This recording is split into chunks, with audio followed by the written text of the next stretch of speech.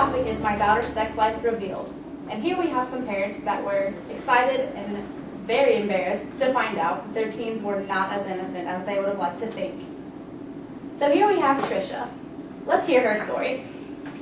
Hi, so my daughter, Jenny, she had her boyfriend over after school one day, and I went to go check on them. They were in her room, and I'm sorry.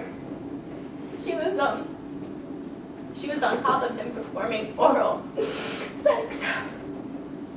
All right, Trisha, so how old is your daughter? She's only 14. And what about her boyfriend? He's 17. So what were your reactions when you saw this behavior? I was shocked. I mean, she's my little girl. I thought I raised her better, and I must have failed somewhere. So you're pretty torn up, and I feel like we should probably get your daughter out here to tell her side of the story. So let's bring Jenny out.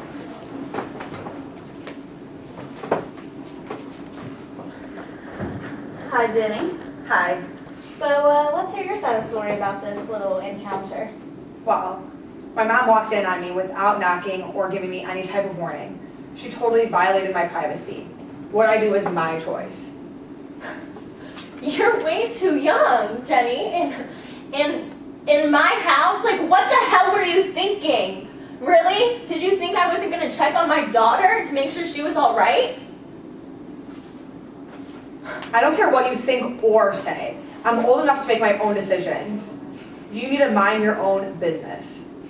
You're only 14. You're not mature enough to make your own decisions. Okay, so you guys are pretty upset about this, which is understandable. Let's bring out Dr. Collins, the psychologist, to see if she has anything to say about it. Dr. Collins, how are we? I'm good. How are you today, Lori? We're great. We have a little situation on our hands, just trying to get your input on it. All right. Well, I was sitting backstage listening to your dilemma, and I thought I'd share with you a little information from the Center of Disease Control. They have found that about 2/3 of girls are actually sexually active by the time they're in 12th grade, and 3/4 of boys as well. And usually they're not wearing condoms. From what I hear, it seems that she was using a condom and being safe. So I think it's natural for her to have these urges, and that was a little information about controlling her feelings and acting on them in a healthy way, that you can both learn to talk about this a little better and change these behaviors. All right, guys, how does that sound? Decent? Good? I'm not changing. My mom needs to butt out. Mom? Jenny, if you would just talk to me, then we could work out, like, something. And I just wish you would wait until you were married, or you don't even know what love is. You're not old enough. All right, Trisha, so let's get an audience member's comments on this situation. Well, in my opinion, I think this is supposed to be a mutual act. It seems like she is servicing him in order to keep him, and he is taking total advantage of her, especially considering their age. This teaches girls to cater to a man's needs. Jenny, do you agree with us? I mean, I understand you're pissed, but I'm not going to stop. This is my house too. Would you rather I do it in a car or sneak out? Okay, guys, so let's calm down. Again, it seems like you both are pretty worked up. Trisha, you don't understand what your daughter's doing. Jenny, you don't understand why your mom's butting into your business. That's understandable. So let's come to some kind of conclusion. You guys need to talk more, let's just try to get this settled in a way that you guys can both leave here happy. How do we feel about that? I understand, and I hope we can find some sort of agreement, Jenny, so nothing more serious happens. How does that sound, Jenny? I mean, I don't understand how we're going to come to an agreement, but I'm willing to talk about it. All right, so we'll take you guys backstage. We'll talk with the psychologist a little bit. Everything will be set in stone. It'll be great. So for now, we have to move on to another teen sex story.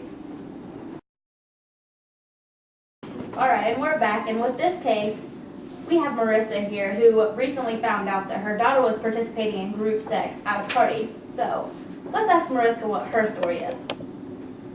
Well, Natalie's father and I let her go to a party one night, which we never do, but this was an exception.